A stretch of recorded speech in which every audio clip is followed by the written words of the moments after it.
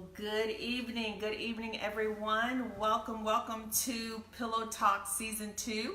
We are excited to be with you guys tonight. We are a little bit late. We ran into a huge car accident, but God is faithful and we are here.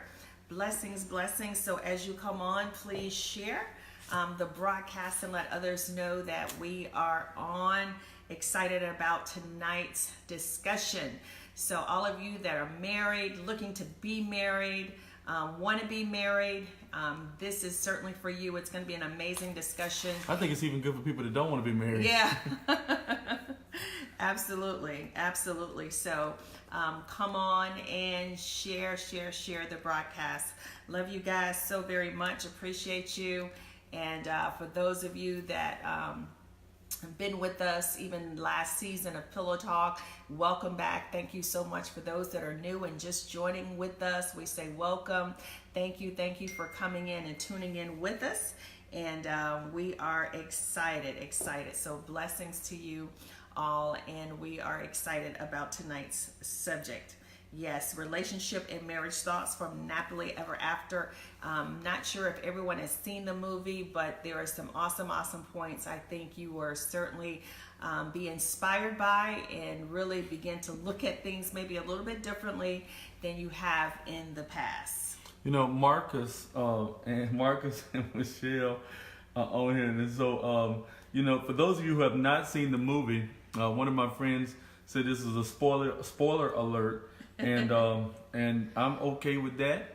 I'll get in trouble with it for it a little bit later. But I really thought that based on what we talked about last week and the last couple of weeks and even last year's episodes, that a lot of the stuff that we talked about, we actually saw in the whole movie process. And so I wanted to share those thoughts with you, extract some stuff. You can go back and look at the movie, check it out. But I was taking notes as I was watching because I'm like, my goodness, this stuff is the same stuff we've been talking about. And if somebody, if you watch it, it actually gives you a visual understanding of what we were talking about. So, how many people have actually seen the movie? No, it's actually, somebody said, is it in theaters? I'm slow. No, you're not slow. It's on Netflix. It's on Netflix. So if you've got Netflix, you can see it. I don't know if it's on Hulu or some of the other systems, but I can't remember what the girl's name is. What's her name? Zanai Latham is her name. And so she plays this girl who is at this whole marketing firm. And so the movie kind of comes on, and I think the thing that I saw, and I'm still giving people time to come on, please, if you just came on, you can share. We'd love for you to share. But yeah, Sanaa Latham, she is the person that's actually leading it. And so you got to go back and watch it. Somebody said they didn't know it was on Netflix. Yeah, somebody said, I've seen it. Okay, so Britt loves Christ. We'd love to hear your feedback as we're talking through some of these thoughts and through some of these themes. But it's a movie. Yep. Oh, and then she cut her hair, right? Yep, she cut her hair. Yes. And at this pool site, and she actually jumps in the pool, and her mom is like, no.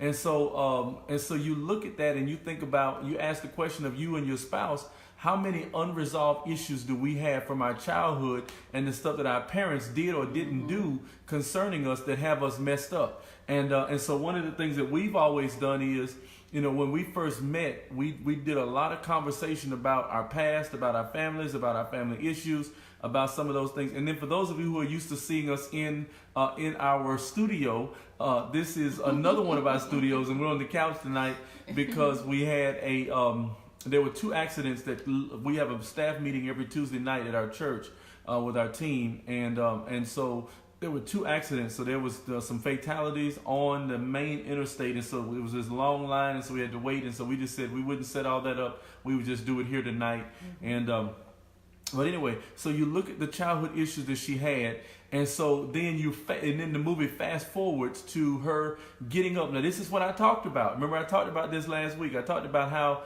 sometimes as a woman of God, and my wife was saying that, and I say woman of God, my wife was saying that she oftentimes when you go to bed, you don't always want to look like. You can't always not have your bonnet, not have your rollers in, that kind of stuff. Right. And so it's sort of like give and take, so to speak. You either,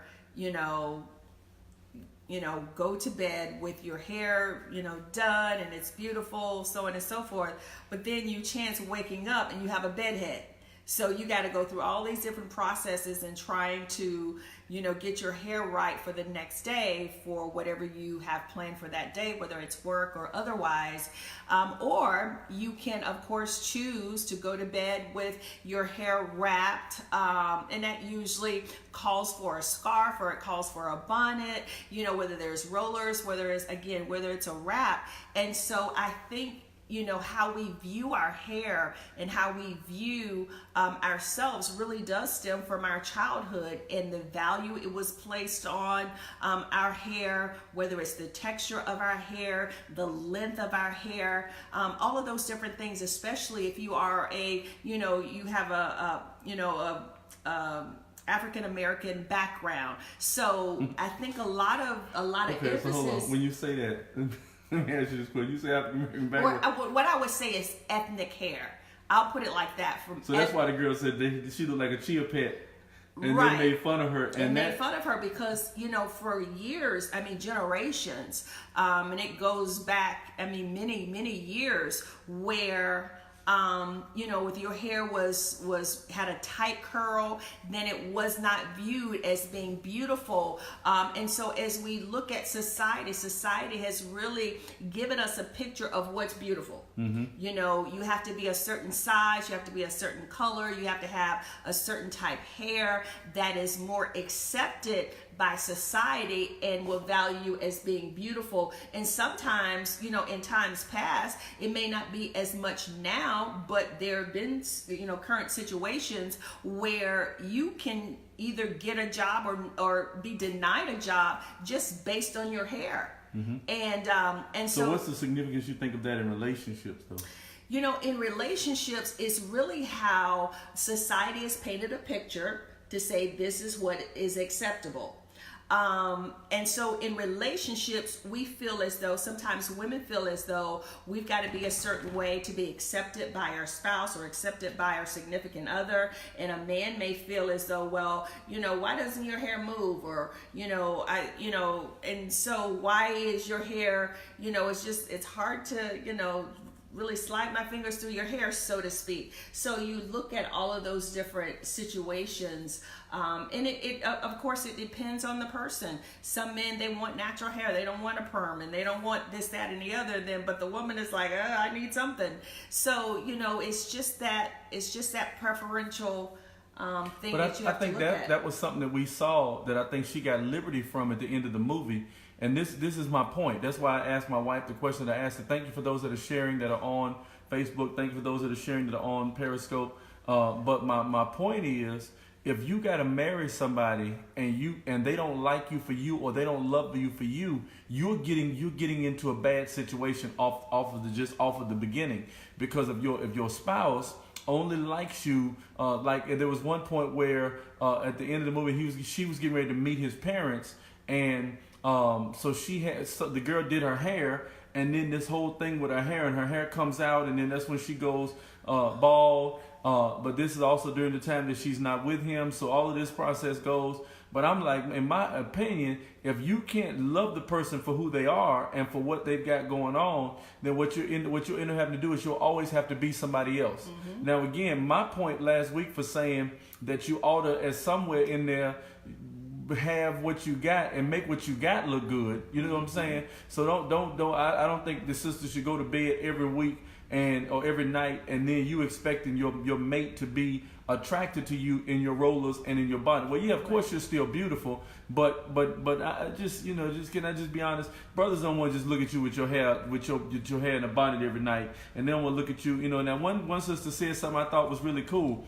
I think we do what we want to do, and we become creative when we want to. Mm-hmm. The one sister said, my scarf game is tight. So maybe you have a tight scarf mm-hmm. game that makes you still look good, but sometimes what we do is we take our spouse for granted. And so women, and sisters will come to bed, and you'll just look like, just whatever, because you're like, I'm more concerned about my hair than I am my marriage. And that's the question you got to ask yourself. Are you more concerned about your hair, about your hair and your job and about the other stuff and how you feel about yourself than you are your spouse? That's how we started this conversation. This is how we started last week, because sometimes you do get more. And for instance, but this girl was so self-conscious about this thing that she had her mom come over like in the morning to do her hair for her before he got up. So the alarm went off at 5 o'clock in the morning. She got up and did her hair. Now I think that's abuse. I think that's bondage. I think that's a tough situation to live in, because you really can't live in a situation where you have to get up at 5 o'clock in the morning, man, to get your hair together. I mean, you had to come with a better system than that. Yeah. And then they were being intimate, having sex.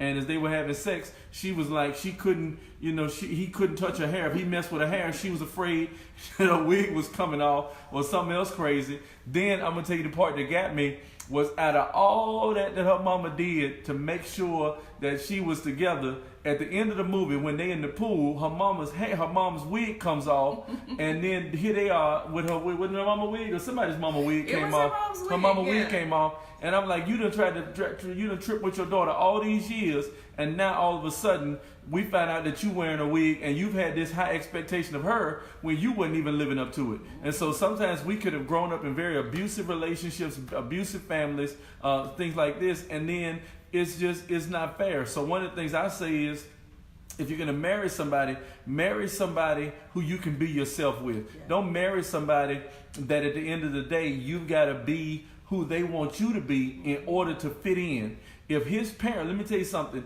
I think he put unfair demands on her to be perfect for his parents as well. And his dad is sitting there looking, and his mom is sitting there looking. And so sometimes because you're not married to your spouse's parents, it would be great if you all got along. But one of the things we've always said is you have to keep your parents out of your marriage. Keep your family members, keep your friends out of your marriage, because that can oftentimes be a challenge. Amen. And so, I love what you just said, Carlise. Prophet Carlos, one of our spiritual daughters, she was saying generational insecurities. And so, her mama was insecure. And so now here she is insecure. And, it blessed me, because there was the little girl who grew up with her dad. I don't even know if her mom was around her, but the little girl was like, listen, she wasn't even worried about all that. She wasn't worried about all this weight stuff.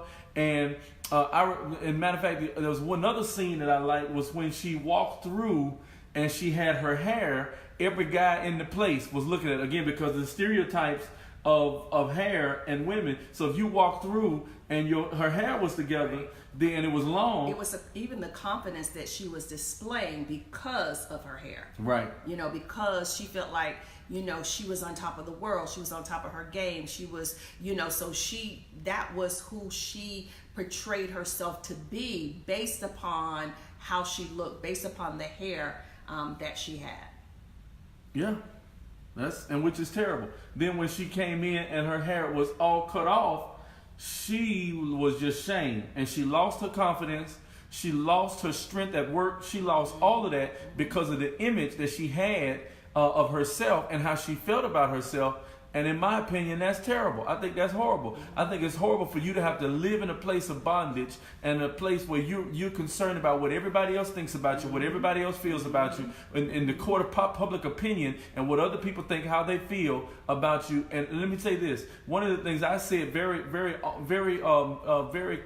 at the beginning of our marriage was, I don't want to have to be in war when I go. I was in the military, and so I didn't want to be in war in the military. And I didn't want to be in war in all of these other places.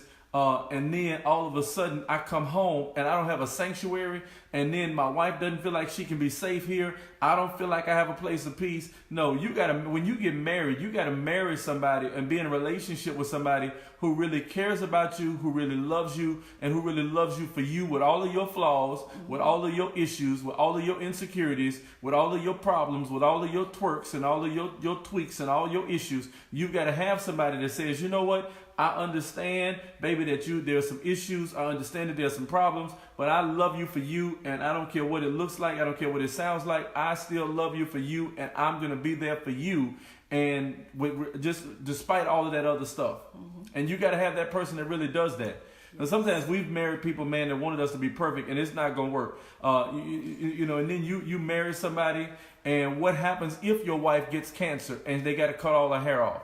What happens if your wife has breast cancer and she has to have a double mastectomy, or she has to have one breast taken off? I mean, what do you do then? If you only married her for the fact that she had a Coke bottle shape, what happens after you have 1 or 2 kids? What happens when menopause sets in? What happens when you're not the same size that you were at 20 or 21?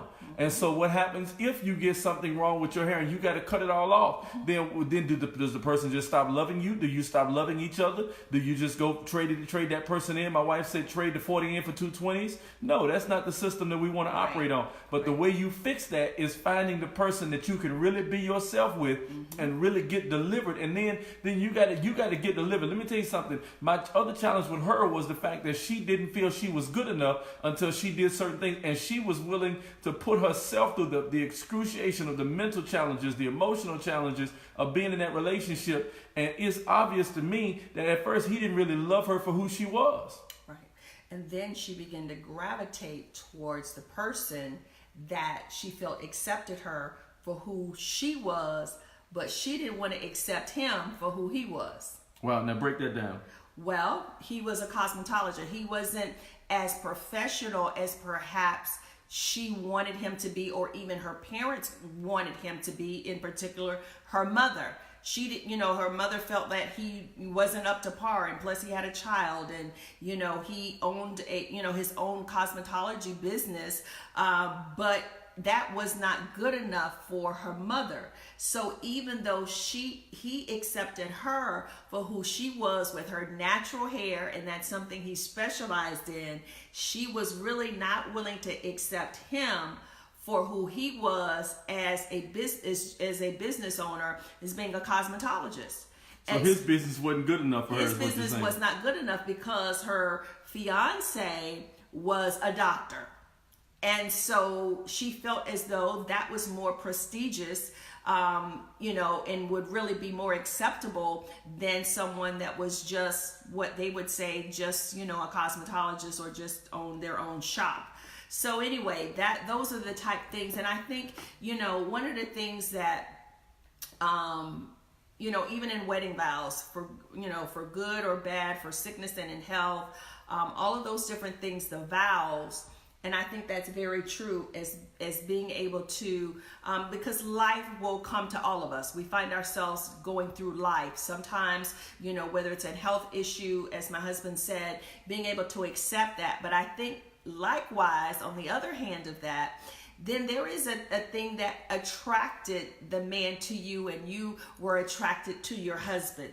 And so I think it is important that we continue to groom ourselves. We continue to keep ourselves up, because as most people know, and science has proven that men are sight stimulated. And so they are stimulated by what they see, by what is appeasing, to them. And so it is important that we continue to work on ourselves, not to say, well, I got to be a certain this, that, or another. No, it's something that is appeasing to you and to your husband or your wife as well, because they want, as they look at you, and I'm like, oh, wow, you're so handsome. I love what you have on. But if my husband just wore a sleeveless t-shirt all day, and just some sweatpants and whatever, then I'd be like, okay, I still love you, but I may not be as attracted to him as he is. Sometimes he goes to get a fresh haircut, and that's just with all of us. We fix ourselves up, we so on and so forth, and so we are more, I would say I would be more appeasing to my husband if I put on something nice, I fix my hair, and so we have to again look at these type things, because there are going to be situations that can always can get our attention. Your husband can be looking at whatever, but he wants, I'm sure the husband wants to be more appeased with his wife than he does someone else. I was laughing at Michelle. Somebody just said something about they could be fine and foul. So yeah, so I agree, man. That's true. Listen, there's so much that goes into this stuff. Then here's so here's the next point that I thought about from this.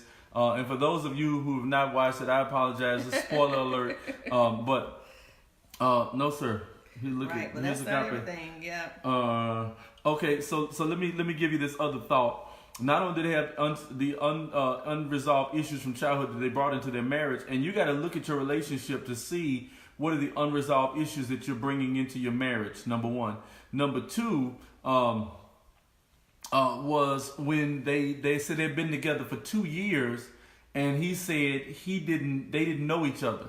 And so I'm like, man, how do you be together for 2 years and all of a sudden you just not know each other? Right. And then I think she said she wanted a child. Remember they went to the dinner, and so she thought that he was getting ready to. It was her birthday, right? It was her birthday, and she had an unrealistic expectation that he was going to propose to her. Mm-hmm. The problem with that is that was her expectation, and she hadn't really communicated that to him. When are we going to get married? What are your thoughts about this? When are we going to do it? And so it's been, she said, oh no, let the dog stay. Oh no, someone was saying too that he said it was, he was on a 2-year first date. Right. And so you like 2-year first date, like my God. And I've always got this thing where I say, don't get me wrong. I know I'm going to get in trouble with this.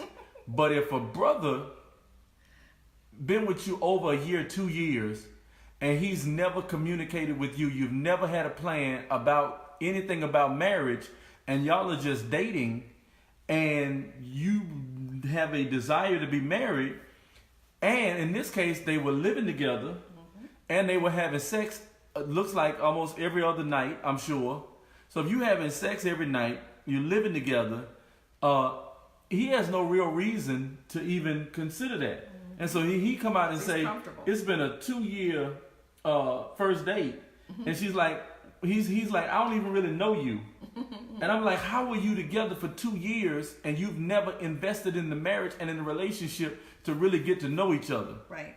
You know, so that for me is a challenge too, because if you said we've been on a 2-year first date, man. I mean, like, my God, when do we really get to spend the time to know each other? Mm-hmm. Remember we talked about on one of the Periscope Facebook Lives, you got to know your spouse's scent.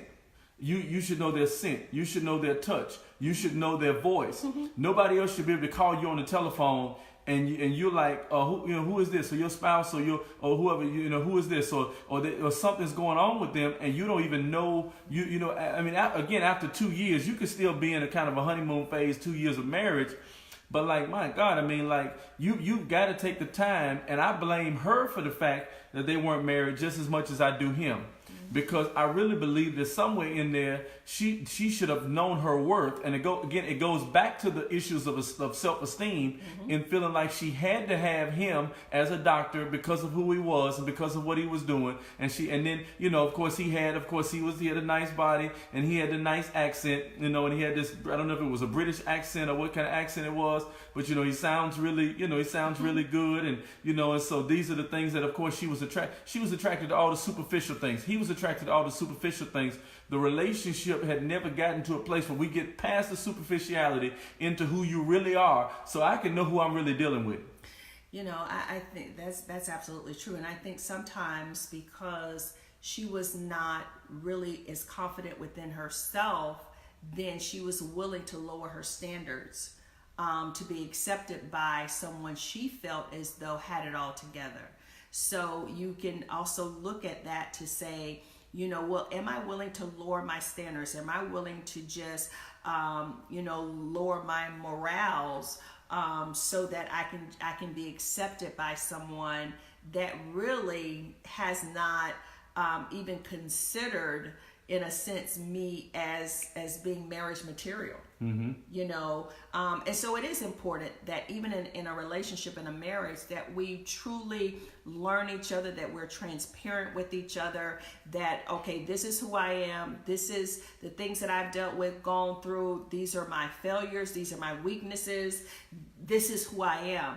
And I remember when my husband and I, we first met, and probably the first day that we talked, okay, this is who I am. This is what I've gone through in life, so on and so forth. And I could appreciate that. I didn't have to, one day say, oh, by the way. No, he was really open and transparent with me. And so likewise with myself. And, there are things that we're still learning about each other, but it is a journey. It is a journey. And so it's important that you're able to, talk about those things. My husband, I get my hair done. But then there are days when it's like, whoa, my goodness, I need something done. Not just so I can just no, not just for him to say, oh, whatever. No, and one of the things my husband says, because women, how we wear our weaves and so forth. And then of course they have to come out. And so my husband sometimes is like, ooh, they don't get to see what I see, but I love you. I love you. Well, he said they don't see what I see. And the reason why I do wear weaves only because, it takes a lot for my hair because it is natural. And for me, I love people that have natural hair. That's just not my. You just don't have the time preference. To keep it up right, like you want to. Right. Because your hair is like down your back. Yes. And so, but I think the other thing is, let me say this other piece about that. This is my opinion. This is just what I think. I think though that I also should be concerned about her and how she feels about herself, and not just the image that she has to portray for me or for anybody else. Right. I want her to look good because I want her to feel good about herself and how she feels and how she represents herself and just her. And so you want to be with somebody who's going to be concerned. I wanted my wife to go back to school because there were certain things that I said, and this is what I said. I said, if I died tomorrow, and this has always been my thought, if I died tomorrow, I want to make sure that she's in a place where she can take care of herself and she's okay. And if she wants to get remarried, she can. If she doesn't want to, she doesn't have to.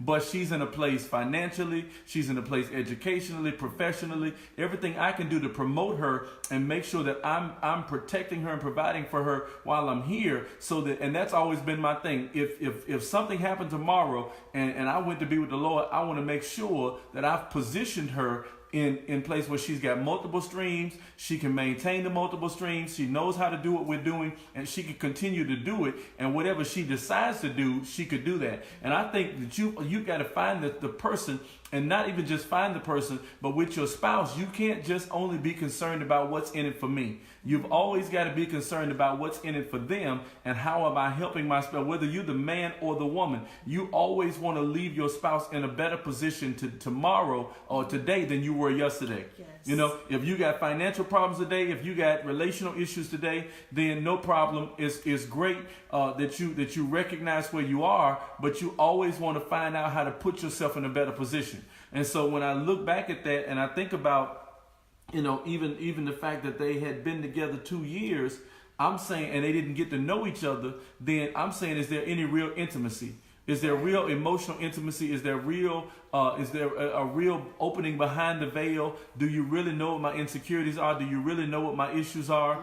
And so sometimes we don't. And so we gotta stop and we gotta unmask this thing today. And this is why people end up being married for 20 years and then get divorced after the kids are grown, because of the fact that you really grew apart. And so whatever you've got to do to maintain the closeness and the intimacy of your relationship and be honest and be transparent with each other, you've got to fight for that. You've got to fight for that, because if you don't fight for it, what's going to end up happening is you're going to lose it. Everything you don't value and everything you don't put importance on, you're going to lose it. And so if you stop putting importance on things with your spouse, you'll lose the intimacy with your spouse. And then as a result, you'll find out you've been together 2 or 3 years, 5 years, 10 years, 15, 20 years, and you don't even know each other anymore.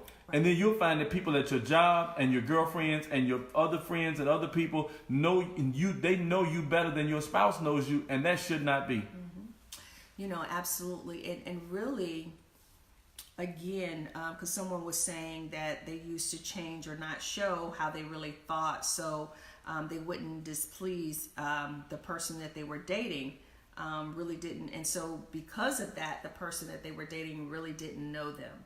And so they were saying no more, of that. But just, again, being able to, and one of the things I realized, if a person really loves you and really cares about you as a person, they're not going to be concerned about, a hair thing or whatever. But just loving you for who you are, you know, being able to invest in you, as my husband said, build you up, encourage you, strengthen you to be the person that you've been ordained to be. And likewise, you be, you know, assisting in, you know, helping that person to be who they've been called to be. But in order for those things to really be confronted, you've got to identify those things, you know, within our own lives. You know, even with this movie, she had to really take a deep look at herself. She came to an epiphany and she was like, something's got to change. I'm working so hard to try to be who I'm really not, because she lost herself. She lost the woman that she really was into the whole facade of what society and her mom and, you know, what she felt everybody else wanted, you know, her to be. Now, two things I want to hit on. Somebody said, how can someone love you if you don't love yourself? I think it's challenging. I think it is challenging if you're expecting somebody else to love you when, as you just said, you don't even really love yourself. You don't love yourself for yourself. Really, sometimes you may not even know who you are because you've got to put on all the makeup, all these other things to become who you really are. And if you really deal with, you know, it's like for me, you know, I love keeping my hair cut. The last couple of days, I haven't gotten to my barber, and I'm completely happy. I'm happy. I'm not depressed because I don't have a haircut. You know, I'm getting older, so the top of my head, the hair is leaving. Amen. It's just leaving. I got gray. I'm getting older. Well, I can't get depressed because I got hair that's missing in the top of my head, man, because it's gray. He's handsome. You are just not gonna. You're not gonna stay out of this, are you? You just made up your mind that you just gotta be in the picture. Okay. Come on, lay down. Okay. Lord have mercy. This is my little fella. So at any rate, so listen, I'm watching. Hey, I'm on the scope, man. You can't be all in the middle of the scope, brother. Somebody listen, look at the people. You see the people? See the people? Look at the people. Look at the people. Can you see the people? Look. No, don't stop looking. Look at the people. I'm trying to get the people marriage wisdom, man. And you hopping up here looking. I know you can't get married. You ain't worried about that. But I'm just saying, look at the people. Okay. So, but go ahead. But but I do think it's important that we look at it. The other thing I wanted to address really quickly was the issue of somebody asked for suggestions. I need to find out what that is. But the other thing, right, and somebody was talking about menopause. So we'll cover that in just a second. I think that's important. But the other thing I think Michelle said something about was like, now this was my problem. Let me tell you my problem. Another problem I had in the movie was the one guy who owned the beauty salon. I think I really liked that guy. Yeah. I really like him. I like the fact, I think he really liked her. I think he was a really good guy. And I think she didn't give him a chance because he didn't have the same pedigree, I guess you could say, as the other guy.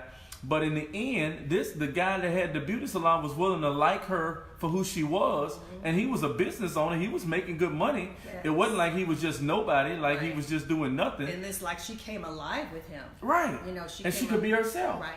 With the other guy, even until the end of the movie, she still had to be somebody else. Right. She still had to go in there and get her hair done again. His parents were coming. She was going to meet his parents. It had to be perfect. She was like, do you mind straightening your hair? Right. Just kind of. He didn't want no natural hair. Like, can you straighten it? Well, for his parents. Right. You know, it was like he was ashamed of it, even though he didn't really say anything initially, but it was almost as if he was ashamed of it and asked her to, yes. Wow. Yeah. You know, somebody was saying, let me see, okay. Good. I'm looking at some of these thoughts and some of these comments.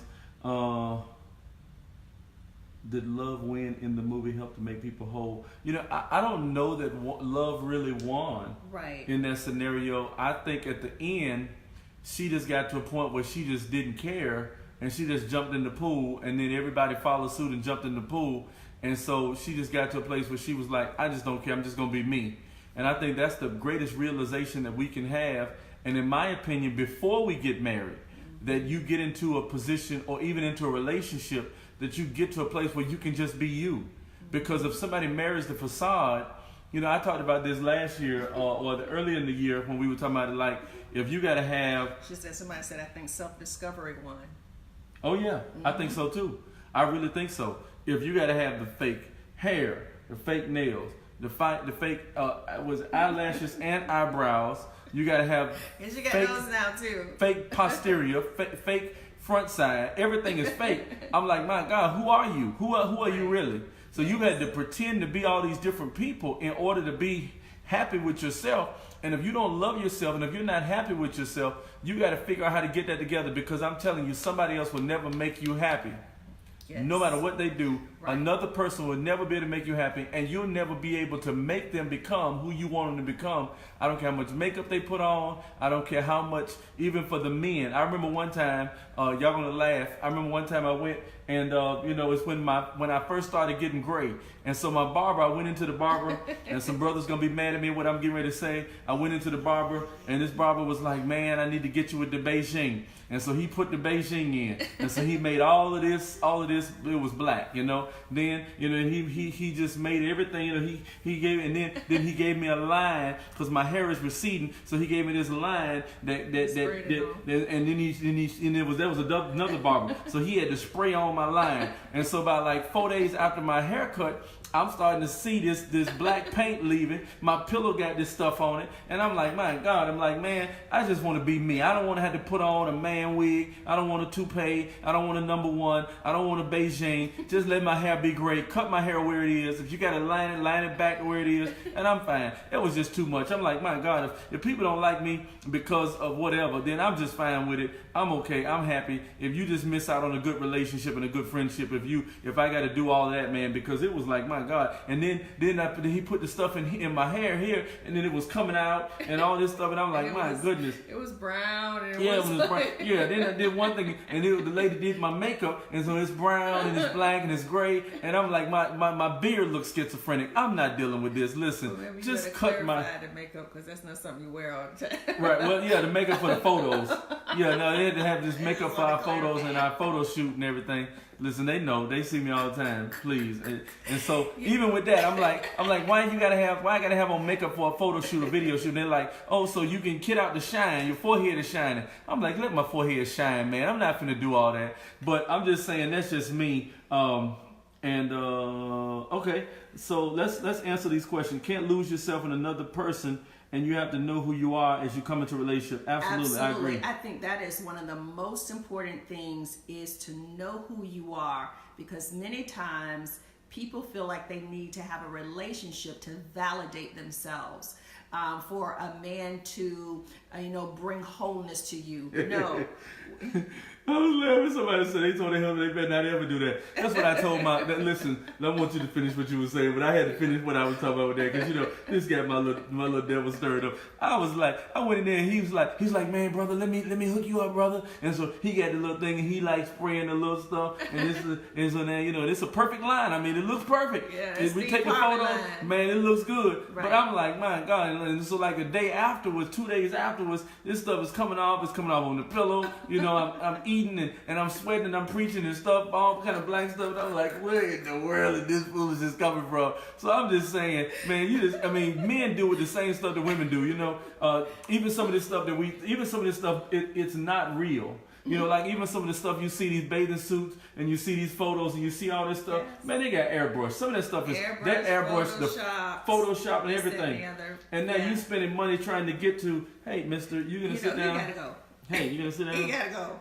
You sitting down? You put it down. He says, I just want to talk. He got him so spoiled. He said, I want to be seen. Okay, sit down, lay down. Go be a good boy. He got about 5 seconds. He 5 seconds away for being on the floor. So yeah. But in my opinion, I think, and again, there's nothing wrong with wanting to feel good about yourself, but you can't let your if you ain't been photoshopped and everything ain't perfect, then you don't feel like. And I know we have images. I know even in business and in ministry and things like this. I mean, you want to present your best image. But I'm like, some of the stuff, man, like, my God, I mean, we have to be happy with who we are. And nobody else will ever make you happy if you're not happy with who you are. And until you get happy with who you are, you will always be trying to impress somebody who may not even really love you. So what would have happened if she'd have married him, and every morning for the rest of her life she had to get up at 5 o'clock? And then the one morning when she doesn't get up at 5 o'clock to do whatever to get her brush her teeth, because she'd get her brush her teeth, get her hair done. Her mama was sneaking over. Remember the alarm clock went off at 5 o'clock, and her mom comes through the front door, and she comes over to do her hot comb her hair. Yes. And I'm like, yo, mama got to come over and hot comb your hair at 5 o'clock in the morning. Then y'all in there having, making love, whatever you want to call it. In their case, they were fornicating, but they were in there having sex. And so he tried to grab her hair because I guess he wanted to run his fingers through her hair. And she like, and she about to have a whole anxiety attack and heart attack because she can't touch the hair. Listen, keep your hands off the hair, brother. Don't touch the hair. Hey, women, we will sleep on our ear to save a hairdo. Isn't that amazing? Isn't that amazing how that happened? So we will sleep on our ear. And so, since you just got your hair done, and so here you are sleeping like this, trying to keep from messing up your hair. I've done it. I'm like, my God. So, but you know what? It was amazing because even with myself growing up, it was just something that it was just expected. It was expected. Michelle, that's my sister. She is so crazy. She said, Mom doing her hair at 5 a.m. What the hot grease and straight comb nonsense is that? I agree with you. Yes. That was crazy. Yeah, it was. It was. But it had been ingrained in her as a child. It had been ingrained in her. It started very early.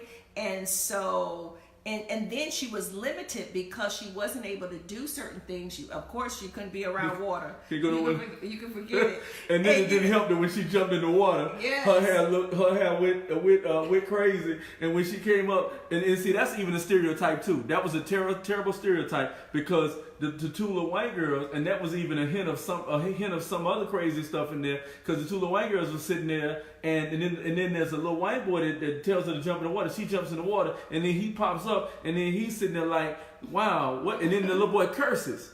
So he's like, something is wrong with your hair. And then the other little girl like, chia pet, chia pet. And I would be like, boy, listen, this right here is just a mess. This is terrible. Yeah, and then so she's scarred for life. Right, she has a very poor, then of course, that exacerbates it so that she has an even more poor self-image of herself as being who God created her to be. And we've seen that throughout time, since the African diaspora, we've seen that. We've seen how we can go to certain, as African Americans or very ethnic hair, we can go to certain beauty shops and, as people, would say, get the hair very, very, very straight. And the reason some of the Dominican shops can get your hair so straight is because they mastered, that technique based upon their heritage.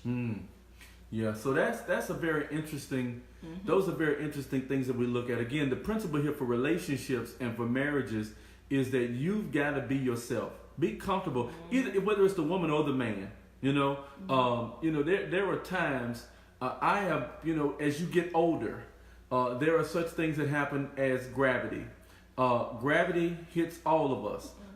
As life goes on, you don't exercise as much as you once did. You begin to expand. It hits all of us. So there are none of us that is extinct from. Life is going to happen. As I said, hair is going to be gone. It's going to, receding hairlines are coming in. The gray comes in. At first I tried to hide. Now I like my gray. I love my gray. I mean, I really like my gray. I think it's distinctive. Right. My uncle is like this, and he has gray hair here, and he has these beautiful patches of gray. Yes. My aunt is like that. My grandmother was like that, and so I think it's just, it's a part of life. It's things going to happen, but you just have to be happy. You got to be happy with who you are.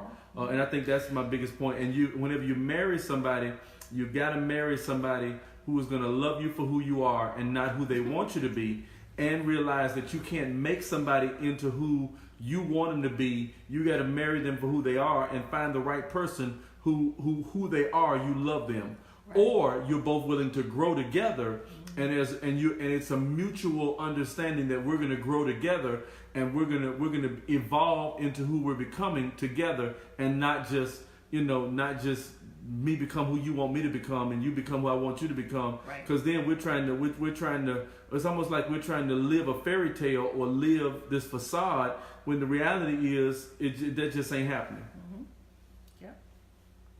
So, who was any other questions that we forgot to answer in the process? The sooner you stop spending time with the fantasy and start spending time with the real person. Oh no, that's good. The better off you'll be. No, I agree. Pastor, what do you say when somebody marries 17 and the husband leaves? Oh wow. Now what is that one? I didn't get that one. 17 years. When someone is married 17 years and the husband leaves for a younger woman. My challenge with that, and so let me talk. I'm cautious in how I say this because I know that's really a scenario that you've really dealt with. And it doesn't have to mean anything that's wrong with you. Right, that's the thing that we need you to know Yes. is that there's nothing wrong with you. Let me say that. Because I don't care what you're doing or not doing. If you weren't beating him, cheating on him, or anything like that, I'm not going to say that he had the grounds to legitimately, to get a divorce. And I know there's no grounds for him to leave you for a younger woman. A lot of times we see stuff like that, and now what happens is, you've been, and that's another great thing that we probably need to deal with tonight, is the fact that sometimes we've been in marriage and we've become bitter because of the situation that our spouse left us in, because we tried to give all that we had, we loved them, we were honorable, we did everything we could, and as a result, they continued to to not love us, or they were not there, and so that can be challenging. But what I want you to know is that, that it's very important that you don't take that as a personal thing to make it be your issue or you the problem, right, or there was something wrong with you. Right. You can evaluate and do a sober analysis of yourself. What could I potentially done better in the relationship? But don't beat yourself up and be like, well, because if sometimes if people are going to cheat, they're going to cheat. If people are going to leave, they're going to leave. It's just sometimes where people are, it's where they are. Sometimes people change. Sometimes people go through life changes, relationship issues, other problems, and as a result, they just who they are. Right. And so, my personal opinion is you need to find out those things about those people before you marry them. Find out who they are. Do they have a track record and a history of being consistent? Do they have a track record of being faithful? Do they have a track record of being inconsistent? Do they have a track record of these things? And if they did have a track record on the contrary, then at least okay, this is stuff I got to pray about and ask God to work on them with or address with them. Now, this is what I've seen in the past,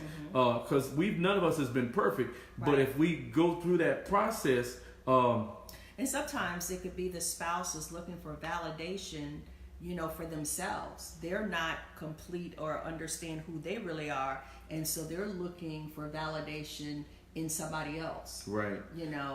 Somebody asked the question, Aaron Matthews asked the question, he said, man of God, how do you know when you find the one? I always answer this question when people ask me that question. I didn't necessarily know that you were necessarily just the one from the perspective of what people say. I knew that you were the one from the fact that I knew that I didn't want to live without you the rest of my life. And so for me, that's how I knew I had found the one, because I found somebody that I couldn't see living life without them. It doesn't mean that she was perfect. It doesn't mean that she doesn't make any mistakes. It doesn't mean I don't make any mistakes. We've just gotten to a point where we made a commitment to each other, for better or for worse, for good time, bad time, not so good times, whatever kind of times we run into, broke times, whole lot of money times, whatever times we run into, we just made a commitment to say we're going to stick in there, we're going to stick with it, we're going to fight through it, no matter what it looks like, no matter what comes, and what goes. And I think for me that was important. Now we got married in February, so we got about 5 months, and we've been married 10 years.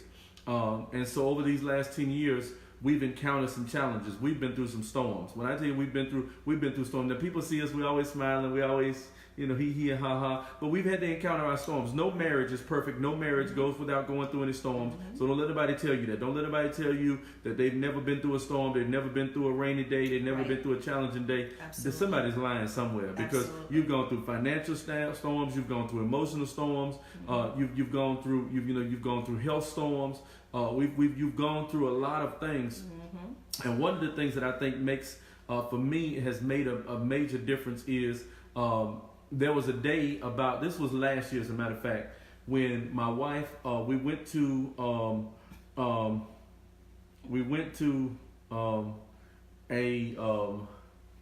Sometimes people can just say the funniest things on the scope. Help me, Jesus. Okay.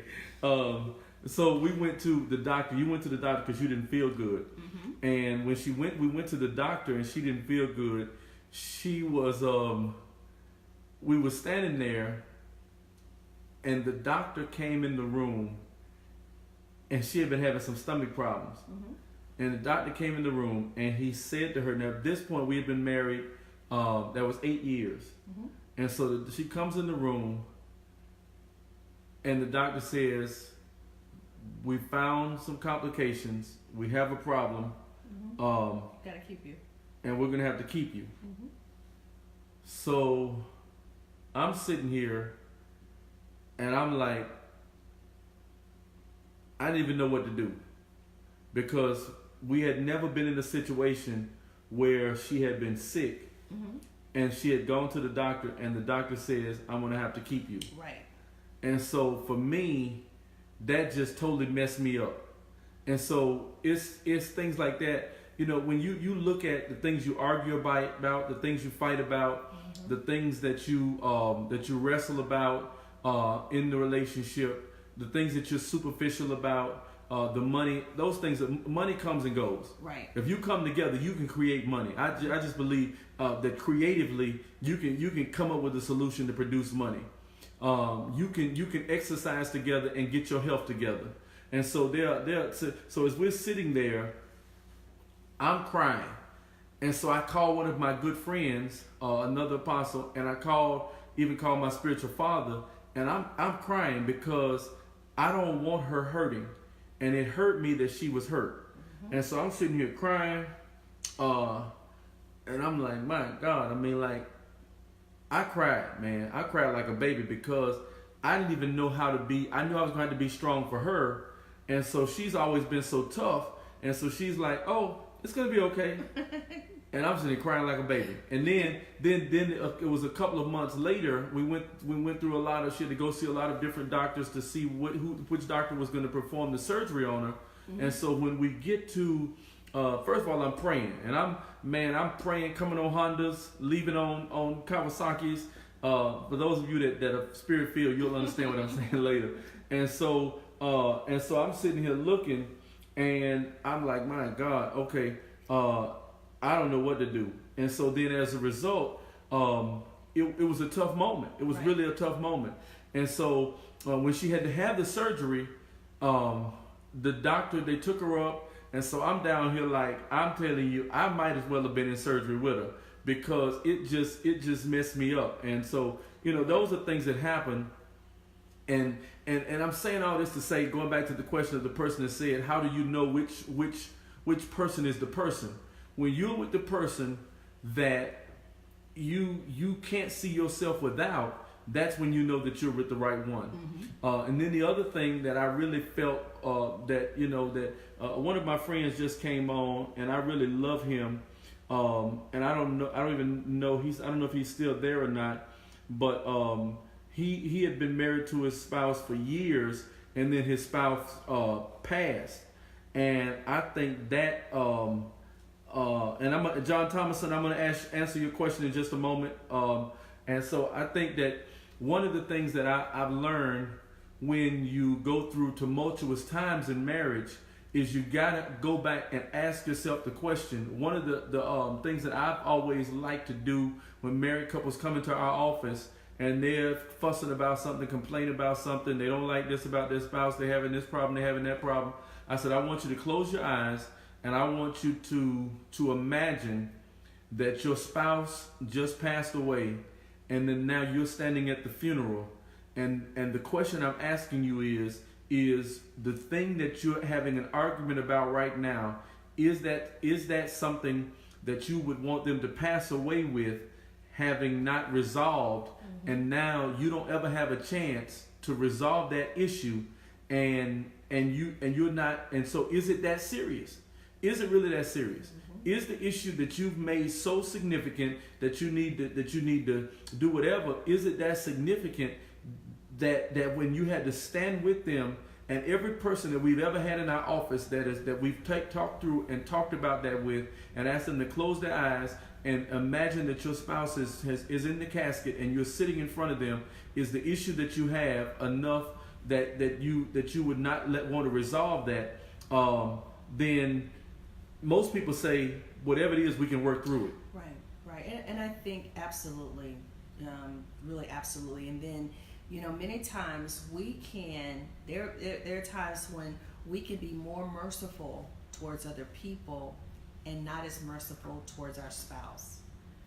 We can endure, we can, pray for the other person, travail, do all of that. But are we as caring and as merciful towards our spouse as we are someone else? Are you willing to, and again, marriage is work, it's a lot of work. You're going to find you're going to have your issues, going to go through storms, trials, and all of those different things. But are you willing to give up on your spouse easily? Are you willing to cover your spouse?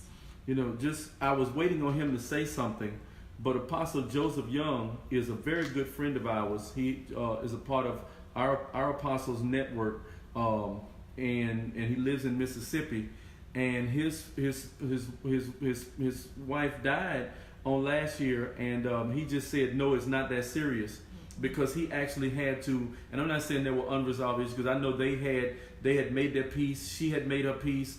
Everything was really good. I love the way they loved each other. We've been friends for years. I remember going to their church to preach, and she was she just a ball of energy. I remember her at the Impact conferences. We would sit beside each other, and then we would go to all the meetings together, and so we would always be there, and I just remember that. And so when you look at that, I love his comment that whatever you're going through, it's not that serious. Not that serious. And then even he has many years of relationship and experience. And so I just brought that up because I love the way they love each other. And then when he called me, and when I knew that had happened, I didn't even know what to say to my brother. And when I tell you I love this brother, we don't get to talk every day, but I love him, and I love the man of God that he is, and I love even the ministry that they had built. That's his part. They had built the ministry together. As a matter of fact, this is how close friends we are. When my grandmother passed, they came to the funeral. When my grandmother was she was sick one time, and we actually came to Mississippi. I took my grandmother for a ride, and he lives probably about 3-4 hours from my grandmother. But we took her to go to visit him in his house, and so that's how good of friends we were. And so I'm telling you, no matter what you're going through in your marriage, there is nothing like divorce, and there is nothing like your spouse passing away. And now you've got to figure out how to make life happen without them. Let me tell you something. There is nothing. And so we need to do some fasting. Now, the question I want to answer over here was the question that this man of God, he said, both spouses have grown apart in their marriage, and one of them have become numb. What would be the steps towards healing and restoration in their marriage? I think that when you get to a place where you become numb, because the reality is that you could, it's quite possible. After being together for years, you can grow apart, you can get numb.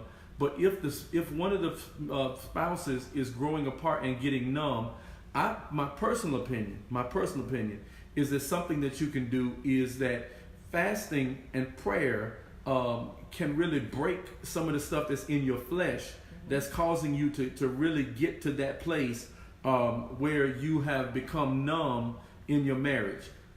Fasting and prayer breaks the flesh. And this is why I think, and I was telling my wife, we need to even create some type of,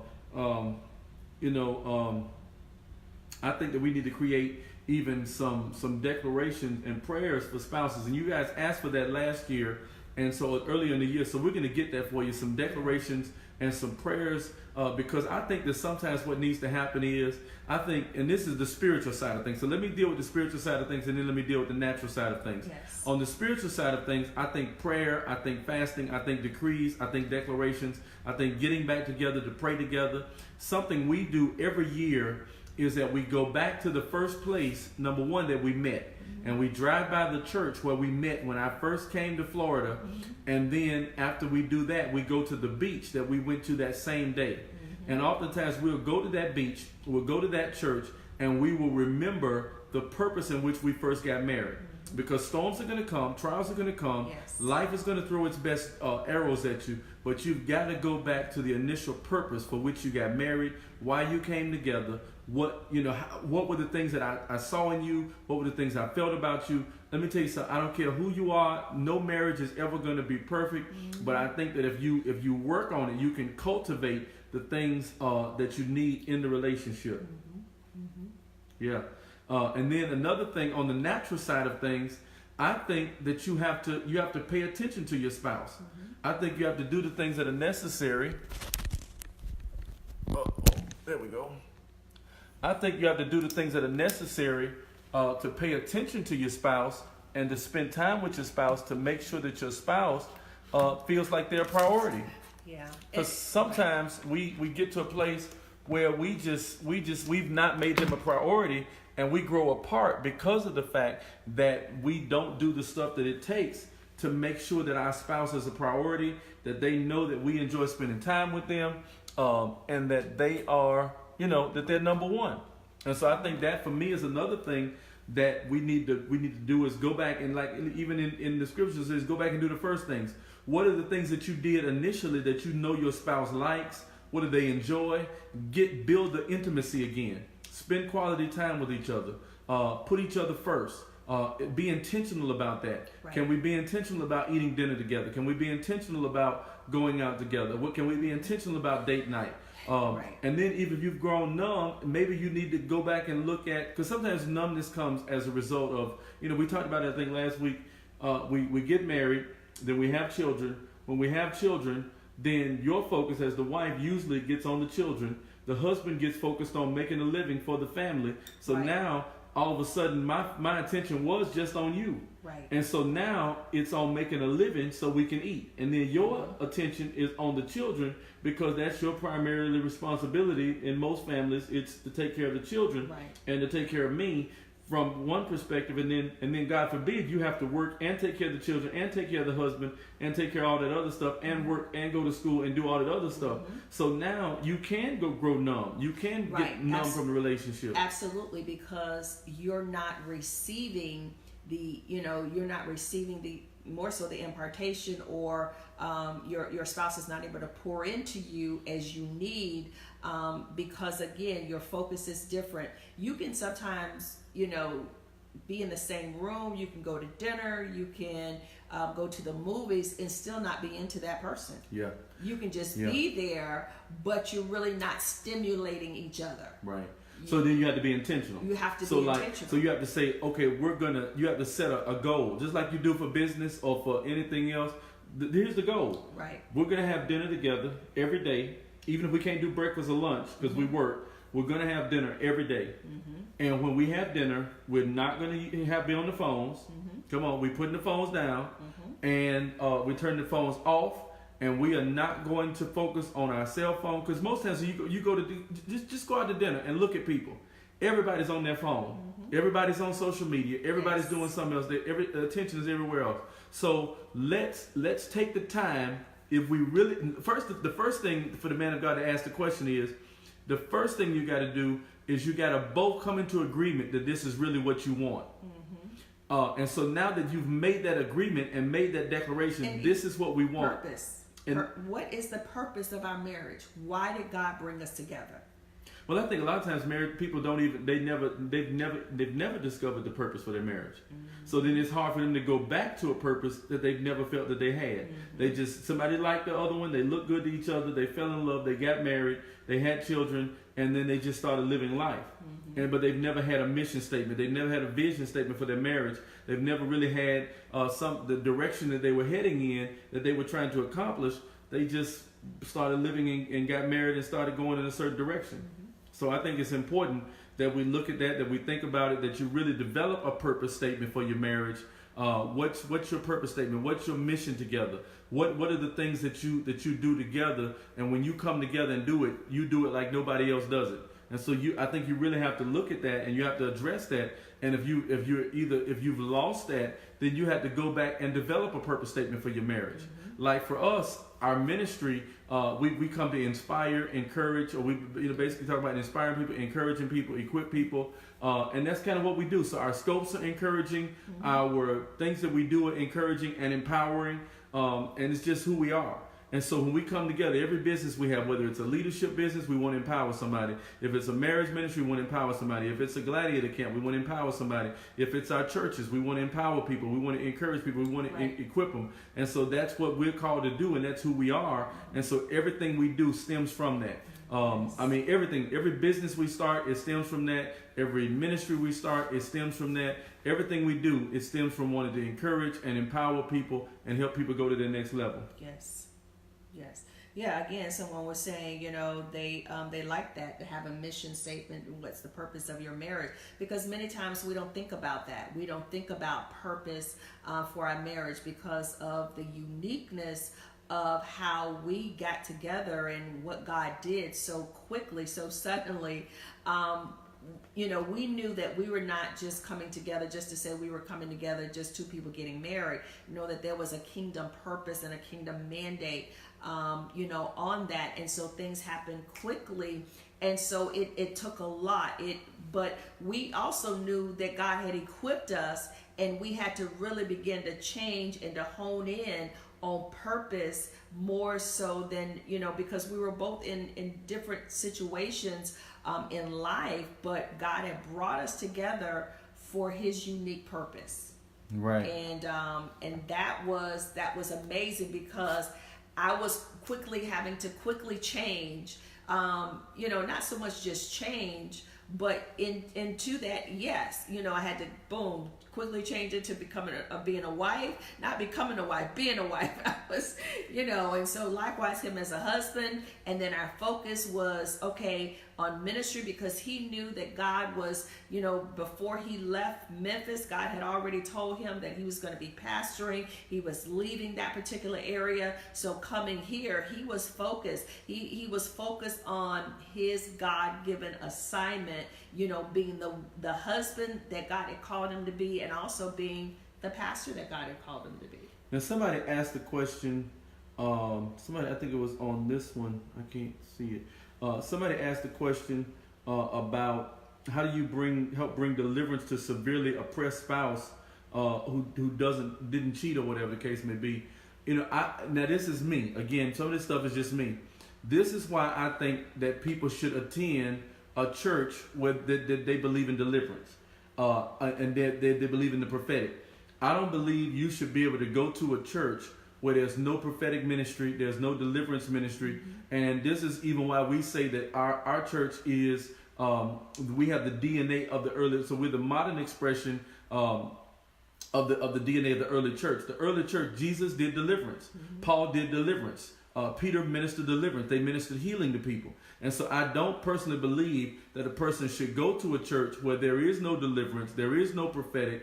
Even if you don't just have some extra section where you got to stand over here or whatever. I'm not talking about where it's extra. I'm just saying you have altar calls, and a person can actually go to the altar, or the preaching, the preaching or the worship has an atmosphere for deliverance. And so I'm saying, that's just my belief. Again, it doesn't mean that it's right or wrong, but I just believe that you shouldn't be in a ministry where there is no deliverance ministry, there is no prophetic ministry. Because when you're in a prophetic ministry, you walk through the church and somebody in the ministry, because everybody, and again, when I say prophetic ministry, I'm not just talking about where the leader prophesies, but I'm saying where everybody in the church has been activated prophetically, people have been activated in deliverance. So when people come in, there's a spirit of heaviness. Well, when worship goes forth, the spirit of heaviness has the lead. The spirit of oppression has the lead. Or a ministry where you're not equipped to be able to walk in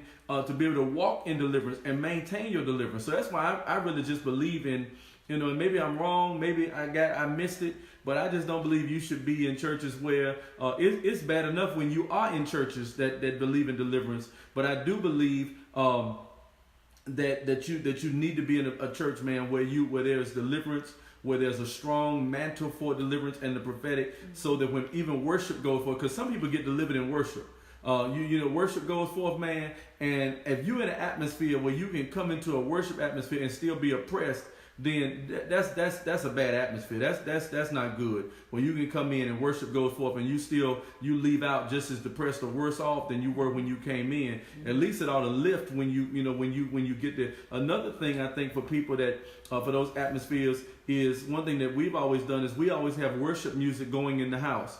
Or worship music in the room or whatever, and sometimes that can help as well. Even if it's just instrumental stuff, the way of the Spirit of the Lord is, you can't be a place where the Spirit of the Lord is and still be heavy or still be depressed or whatever. Right. So I think the key for deliverance, and some stuff just needs to be cast out. So some stuff you need to get the person in an atmosphere where there's a church where there's deliverance. So you need to have your spouse. If your spouse is saying, if you see your spouse is always oppressed and depressed and stuff, then you may need to get your spouse into an atmosphere of deliverance where they can really get around people who can help them get delivered and help them really get free from the stuff that you experience or that you see. Yep. And also, you were saying you're dealing with the spiritual side of things, but then there's also the side that sometimes counseling may have to play a part in that. Whether it's counseling from your leaders or professional counseling, those things are key. Those things are important. Because they could have emotional imbalance or even right. a biological imbalance that's causing it to happen. Chemical imbalance.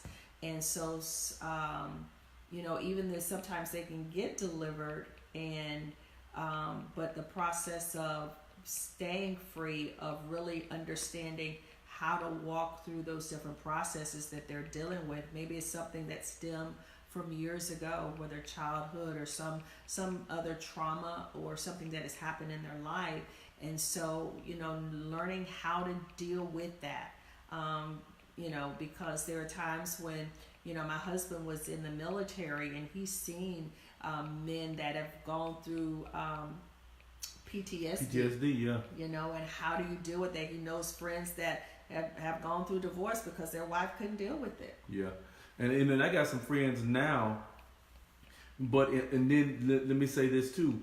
And in some of those situations, now I don't know what it would be like to see them in a church where there was deliverance, because I think that sometimes they need to be delivered from spirits of trauma, right. Spirits of night tremors, nightmares, all the kind of stuff that you go through having come back from a combat zone. And so I think that sometimes you have to be in those environments and be around somebody who can, one, get you the deliverance, and then two, help you walk out the process of your deliverance. Right. There's a couple of counselors on here that help people walk through stuff. So, I know deliverance is necessary, but then after the deliverance, then you got to actually walk through the process of becoming whole, becoming healed, understand how not to go back into the things that cause you to dwell on stuff like, a lot of times, if you've been through traumatic situations in combat, you've seen people killed, you've had to shoot people, you've gone through those kind of things, even people that are police officers, and so you wake up in the middle of the night, you relive that moment when you had to shoot somebody. It's nothing. I don't think it's anything like having to aim the bullet, and then when you aim the bullet, and then seeing that bullet leave your weapon and actually hit somebody, and you see the blood jump out of them. I don't think there's any. People can say what they want to, but I don't think that's an easy thing to see. Right. And so when you have those people that have been in combat and have the PTSD, I think that you have to be able to, one, get delivered from that, get healed from it, and then even psychologically be able to walk through the process of leaving those memories in the past and now moving on with your life. So I think those are processes that we have to go through, because I would never minimize what somebody has had to go through in their life, or even sometimes maybe it's not a PTSD. Maybe your spouse was molested or raped, or maybe they went through something else, and then as a result, it's causing issues of intimacy. You liked each other, but now it brings trust issues back up. So that all of those things are those traumatic issues that could have happened in your life that now you're dealing with in your future. And it kind of goes back to the movie that we were talking about earlier, that sometimes you have to look at those things, get healed and delivered from the stuff that you dealt with in the past, or that happened in your childhood, that happened, or even some stuff don't even happen in your childhood. What if it happens in adulthood? And then you still have to get delivered from that and healed from that so you can move forward. So I think those are things that are important. I was even talking to somebody I was talking to my wife about this. Yeah, I agree. I think Lisa from Trinidad, one of our spiritual daughters, so I think sometimes you may have to fast and pray to get the spouse to the place where they are willing to be delivered or to be in that kind of atmosphere. I agree with that too, because sometimes maybe your spouse is not, maybe you're prophetic, apostolic, deliverance oriented, and your spouse is like, man, I grew up in a whole different environment. I'm not dealing with that. I'm not going over there. And so I think that it's important. Yeah, I think that's important. Yeah. Yeah, so I think all of that's important. And what was there was another thing I was going to say. Somebody asked a question and I was getting ready to address it. But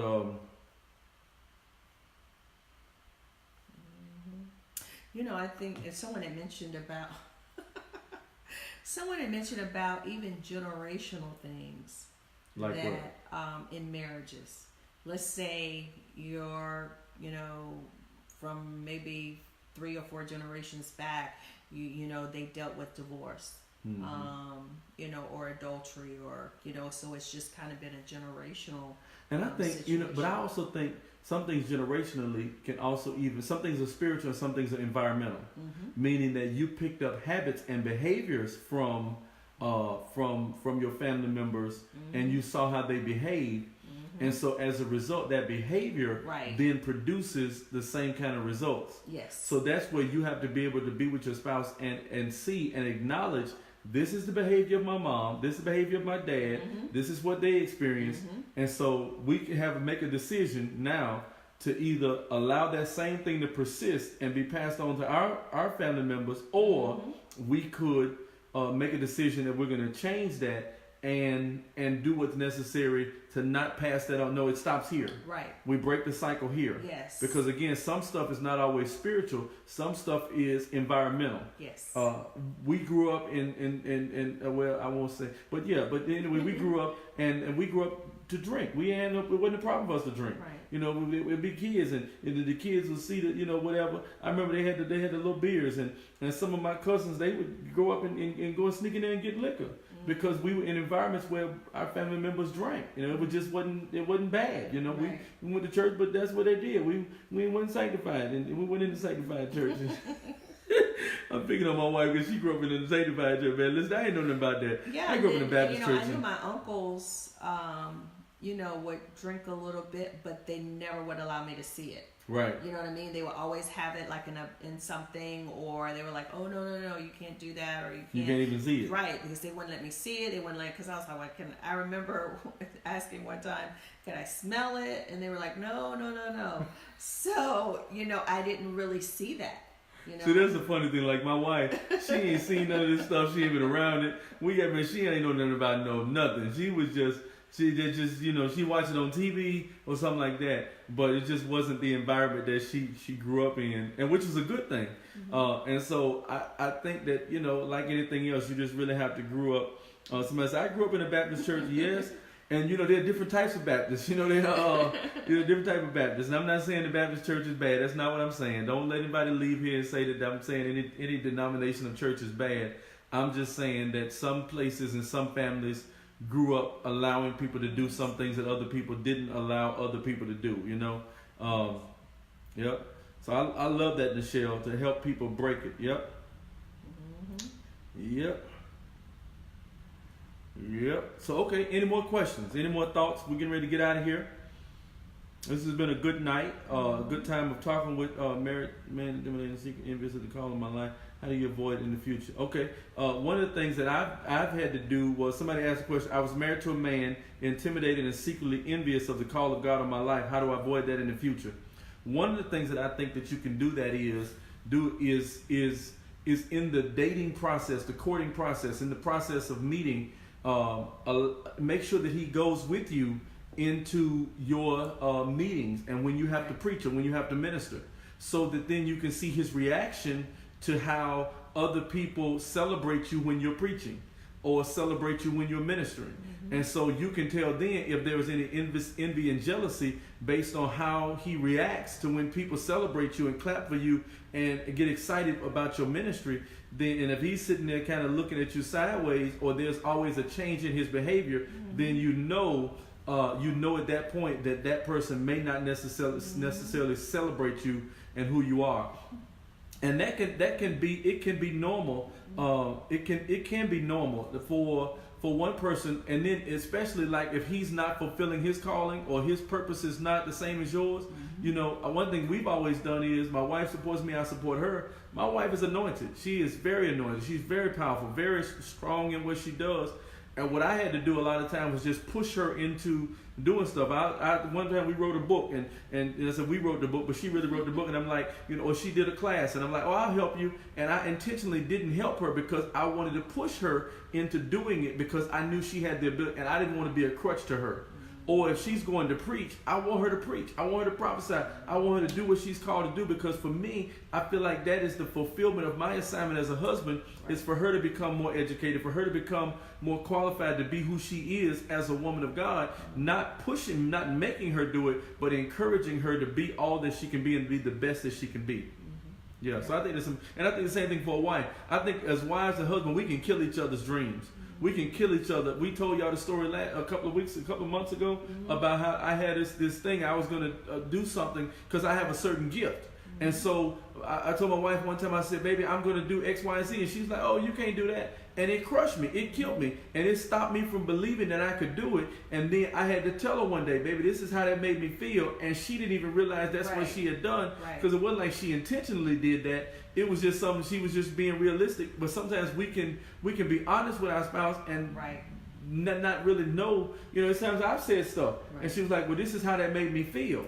And I'm like, I never would have said that if I know that made you feel that way, you know. So because of course we're different, and so I didn't understand the fullness of his gift. I didn't understand his creativity. I didn't understand all of that because, again, it wasn't my gift. So I was like, and I was looking at it from my own perspective and not from his side of it.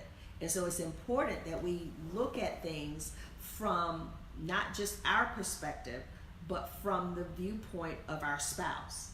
I think that's very, very key in continuing and sustaining and growing your relationship, because you don't want to just maintain your relationship. You know, you want your relationship to grow, to continue to grow and to improve. You want to be able to enjoy each other. We did some photos, and we posted a photo just a couple of days ago. Love should be fun. You know, you should love each other, enjoy each other. And I really believe that was the heart of God when he instituted marriage. He wanted, bone of my bone, flesh of my flesh. And to really love each other. Oh, yeah, you guys saw it. Yes, thank you, my daddy's girl. Thank you, Dawn. Yes, love that picture. And it was just, it's the essence of who we are. Yeah. So love you guys. We're going to get out of here. We got the faithful. We're down to the end. We're down to the faithful few. And Agape is having fun. Yes, Aaron, we'll pray. Let's pray. Father, we just thank you. We thank you for tonight. We thank you for relationships, and we thank you for the unmasking of facades and trying to have to be somebody that we're not in order for people to love us. And Father, let us love ourselves, and let us be whole. Let us be healed. We pray for marriages, God, for discernment. God, we pray for marriages, God, and for just that they have the kind of discernment. People that are not married to have the kind of discernment to know who they should be married to. And then we pray for those who are married to kind of have the relationships, God, where marriage becomes fun, it becomes exciting. They understand how to love each other, how to live with each other, how to be happy with each other, and how to really, really become the fullness of who they were supposed to become, so that they can do all that you call for them to do. Lord, let them see their purpose. Let them see their destiny. Let them see the mission statement that you've given them. Let them understand it. Help them to dig through all of the stuff that they do and all the stuff that they are, to see who you've really called them to be and what you've called for them to do, and to bring into the earth, and the solution that they are to the earth that nobody else can bring. Let their marriage be an answer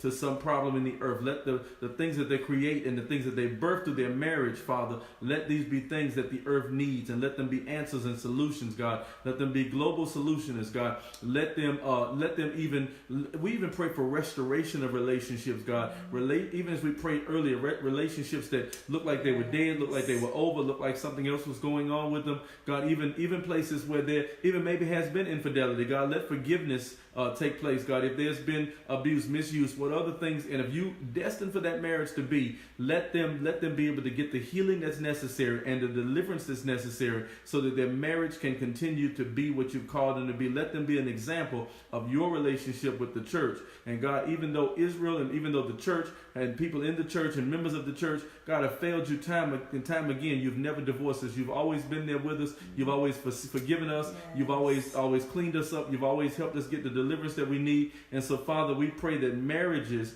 would literally be the example that you want them to be. Let us be an example of reconciliation. Let us be an example of restoration. Let us be an example, God, of what your relationship looks like with your church, because that is the ultimate example that we need to set. And so, Father, we just bless you. We praise you. We magnify you. We thank you for your grace, your mercy, and your love. And it's in Jesus' name we do pray. Amen. Amen. Amen. Well, listen, we love you guys. I think we're going to do a couple more episodes, maybe 3 to 5 more episodes, and for this season. And we're also working on some of these books and getting some of this material that we've been talking about into some book form for you guys. I know many of you asked for that, and then we're also going to work on those decrees and declarations. We're actually going to get them done this time. And really get that out to you. If you know somebody in Little Rock, I always say, if you know, we're coming to Little Rock on the 18th, 19th, and 20th. So if you know somebody in Little Rock, we'd love to see you there. If you're in Mississippi, if you're in Memphis, we'd love to see you in Little Rock. I'm believing God for something tremendous. Those of you who have sowed seeds, some of you have been sowing seeds. We thank you for those. We appreciate those. And so we're looking forward to meeting you either in Little Rock. We want to see you. My wife is doing this Saturday a women's meeting for fearless women. And so a lot of times in those meetings, women get healing, you get deliverance, you get encouragement. And so I think that's so necessary, especially those of you either married, wanting to be married, or even if you don't want to be married, because somewhere in there you could need some healing and deliverance from the past pain and rejection of a relationship that didn't go well, so that you can be whole and free, so that you can be able to meet the person that you're going to meet, and you won't bring any of the baggage of your past relationships into the new relationship. Amen? Amen. And so we love you. We bless you. We thank God for you. And we're going to talk to you soon. You say bye-bye? Tell them bye. Say bye-bye. I'm sleeping, man. I was about to go to sleep. It's bedtime. All right. Love you guys.